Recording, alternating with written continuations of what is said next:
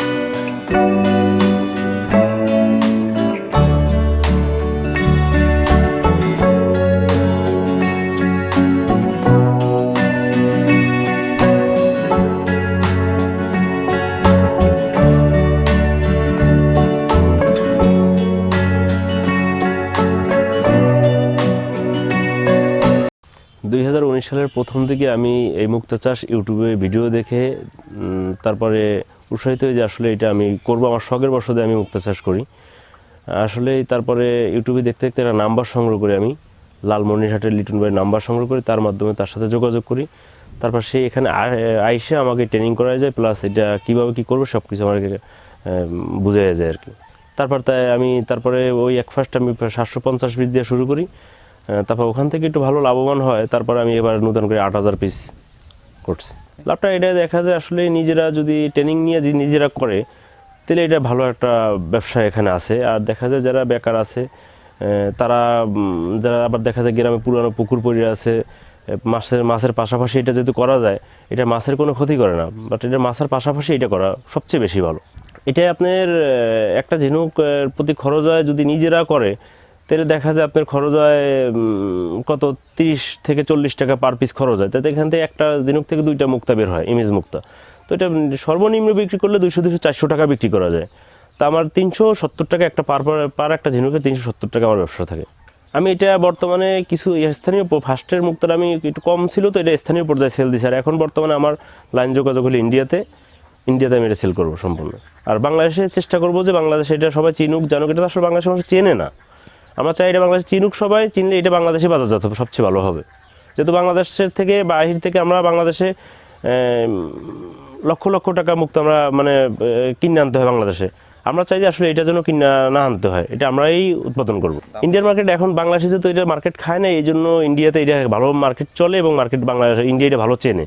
বাংলাদেশে এটা এখন চেনাই কেউ ধরে না যে আসলে এটা কী, মুক্তাটা কীভাবে চাষ করে, এটাই বাংলাদেশের মানুষ অনেকেই জানে না।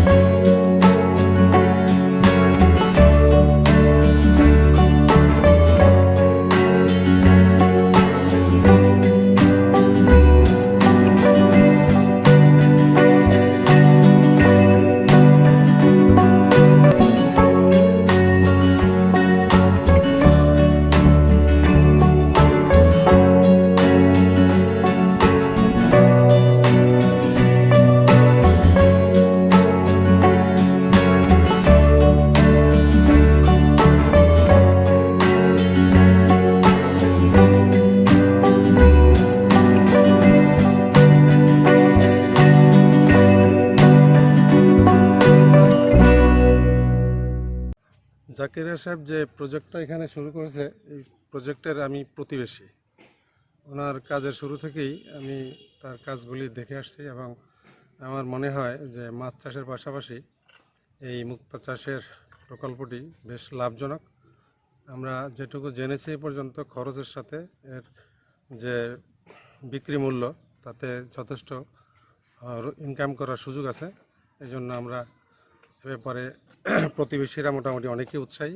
আমরা আশা করতেছি এর পরবর্তীতে আমরা ফাইনাল রেজাল্ট দেখে আমরা নিজেরাও শুরু করবো ইনশাল্লাহ। চাকরিয়া যে মুক্তা চাষটা করছে এটা অনেক মানে ভালো হবে, আশা করি ইনশাল্লাহ সামনের দিকে হবে। 6 মাসের ভিতরে তার মুক্ত চাষটা আল্লাহর রহমত আমরা আশা করি সে সফলতা পাবে। সুজন মুক্তা চাষ করে আমরা দেখছি, সে যদি লাভবান হয় আমরাও মুক্তা চাষ করব।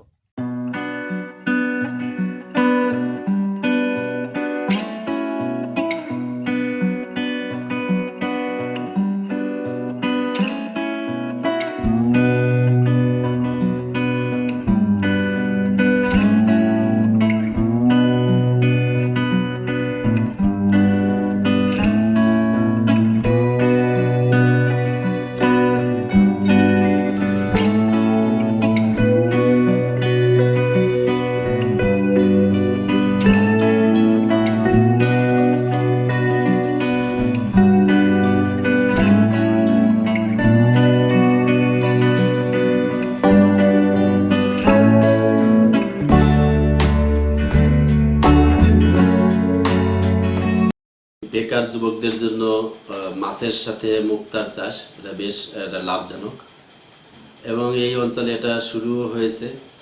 আমরা যারা করতে আগ্রহী তাদেরকে আমরা টেকনিক্যাল হয়ে আমরা পরামর্শ আমরা দিব।